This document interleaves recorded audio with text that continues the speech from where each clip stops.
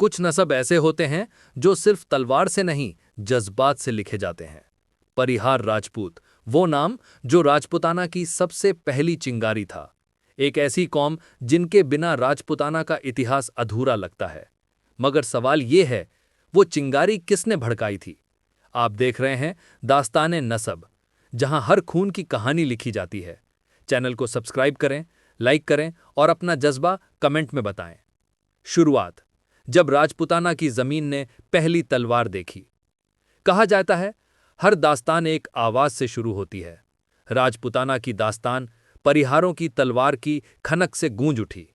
उन दिनों जब भारत के मैदानों में राजपूत नाम अभी लिखा भी नहीं गया था, परिहार राजपूत अपनी पहचान तलवार के नोक से बनाते जा रहे थे। मरुभूमि के रेतीले अंधेरों में एक शहर था, मंडोर। हवाओं में लोह की बू और कहानियों में एक खानदान का जिक्र, परिहारों का। ये वही परिहार थे जिन्होंने पहली बार राजपुताना को एक पहचान दी।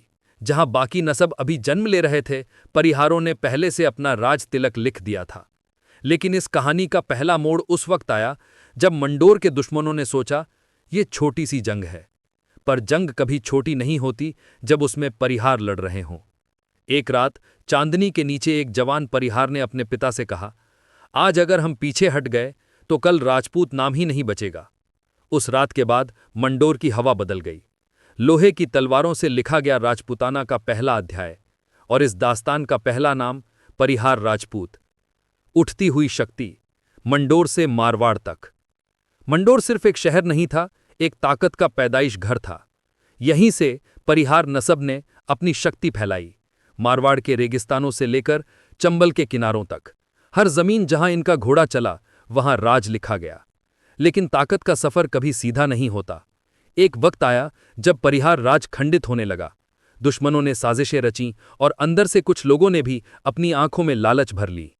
तब एक जवान युवा देवराज परिहार ने शब्द कहे, जो खून तलवार से नहीं बेचा वो ईमान से नहीं बिक सकता। उस रात मारवाड़ के रेगिस्तान में आग लगी।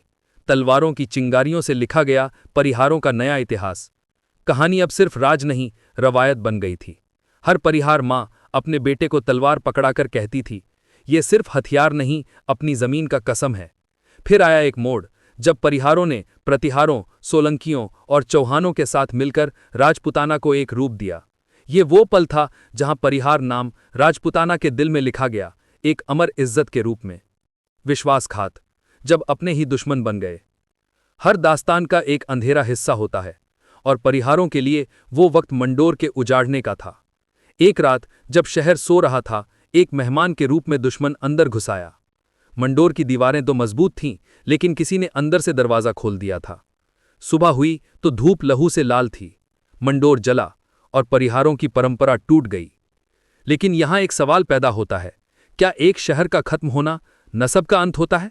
नहीं, क्योंकि नसब तलवारों से नहीं मरता, जज्बातों से जीता है। परिहार कभी मिटा नहीं। उन्होंने अपना घर छोड़ा, लेकिन अपना नाम नहीं। कोई अजमेर गया, कोई जोधपुर, कोई मालवा के जंगलों तक पहुंचा। हर जगह उन्होंने अपना राज लिखना शुरू किया। छोटी छोटी बस्तियों में अपनी पहचान जिंदा रखी। इसी दौर में परिहार और राठौर के रिश्तों की शुरुआत हुई, दुश्मनी भी और इज्जत भी। एक ऐसा दौर जहां तलवार से ज्यादा कसम की कीमत थी। राजपुताना की पहली चिंगारी जो कभी बुझी नहीं। परिहार राजपूत वो नाम है जहां से राजपुताना की चिंगारी जली थी। जब बाद में प्रतिहारों ने, चौहानों ने और सोलंकियों ने अपने राज बसाए, उनके दिल में वो पहली आग परिहारों से ही आई थी। उनके योद्धा सिर्फ यंगों में नहीं, जज्बात में भी जीते थे। एक कहानी कहती है, एक परिहार वीर ने यंग के दौरान अपनी ढाल बेच दी, लेकिन अपनी मां के दिए हुए कदम चिन्ह कभी नहीं छोड़े।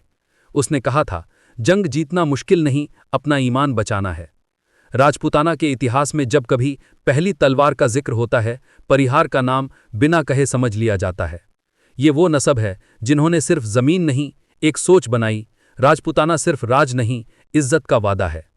और जब मंडोर के उजाड़ने के बाद भी उनके वंशज तलवार पकड़कर खड़े रहे, तो समझ लो, आग कभी बुझी नहीं थी। वो चिंगारी जिसे परिहारों ने भड़काया था, आज तक राजपुताना के दिल में जल रही है। विरासत, जिनके बिना इतिहास अधूरा है। आज भी अगर आप राजस्थान की मिट्टी को छुएं तो उसमें एक लोह की महक मिलेगी। वो परिहारों की तलवारों की निशानी है। मंडोर के खंडार के अंदर आज भी उनकी आवाज गूंजती है। राजपुताना का पहला शोर हम थे। परिहार राजपूत सिर्फ जंगों के वीर नहीं, रवायतों के रक्षक भी थे। उनके रीति रिवाज, उनका मर्यादा का पालन, उनका अपनों के लिए जान देना, ये सब राजपुताना की पहचान बन गया। और जब आज कोई राजपूत तलवार उठाता है तो उस तलवार में कहीं ना कहीं एक परिहार का जज्बा छिपा होता है। कुछ दास्तानें वक्त मिटा नहीं सकता, क्योंकि वो खून से नहीं, ईमान से लिखी गई होती हैं। और परिहारों की दास्तान भी ऐसी ही है, हर उस दिल में जिंदा जहां इज्जत और वफादारी अभी भी जिंदा है। पुनरुत्थान।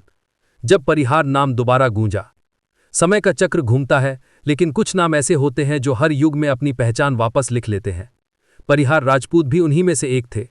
मंडोर के उजाड़ने के सदियों बाद जब राजपुताना पर नए वंश उभर रहे थे, एक आवाज फिर से गूंजी, हम परिहार हैं, राजपुताना की पहली चिंगारी। राजपुताना के रेगिस्तानों से लेकर चंबल के गहने तक परिहार वंशज दोबारा उभरने लगे। उन्होंने जंगों से ज्यादा इज्जत के जंग जीतने शुरू किए। कहीं पर उन्होंने राजनीति में अपना दम दिखाया, तो कहीं पर धर्म और संस्कृति के रक्षक बन गए। एक दौर ऐसा भी आया जब परिहार नाम सिर्फ योद्धा नहीं, समाज के नेता के रूप में उभरने लगा। उनका कहना था, राजपुताना सिर्फ तलवार से नहीं, संस्कार से जीता जाता है। और यही वो पल था जब परिहारों ने अपनी दास्तान को दोबारा लिखना शुरू किया, खंडित इतिहास को इज्जत का गीत बनाया। वक्त ने उनका शहर छीन लिया था, मगर उन्होंने अपनी विरासत को समय से जीत लिया। आज भी जब किसी राजपूत योद्धा के दिल में वफादारी, शौर्य और मर्यादा की लहर उठती है, तो समझ लो कहीं ना कहीं एक परिहार का खून उसमें दौड़ रहा है। क्योंकि दास्तान सिर्फ पुरानी नहीं, कुछ कहानियां ऐसे लिखी जाती हैं जो दोबारा जीती जाती हैं। और परिहार राजपूत की कहानी उसी अमर दास्तान का नाम है। तो दोस्तों, जब कभी राजपुताना का नाम लिया जाए, याद रखना, वो चिंगारी जहां से जली थी उसका नाम था परिहार राजपूत, जिनके बिना राजपुताना का इतिहास अधूरा है। ये सिर्फ कहानी नहीं, एक मिसाल है वफादारी, शौर्य और इज्जत की। अगर आपको ये दास्तान दिल को छू गई हो तो चैनल दास्ताने नसब को जरूर सब्सक्राइब करें। अपनी राय कमेंट में लिखिए और तैयार रहिए, क्योंकि अगली कहानी में हम उठाएंगे वो नसब जिनका जिक्र इतिहास ने छिपा लिया था। बस दास्ताने नसब पर।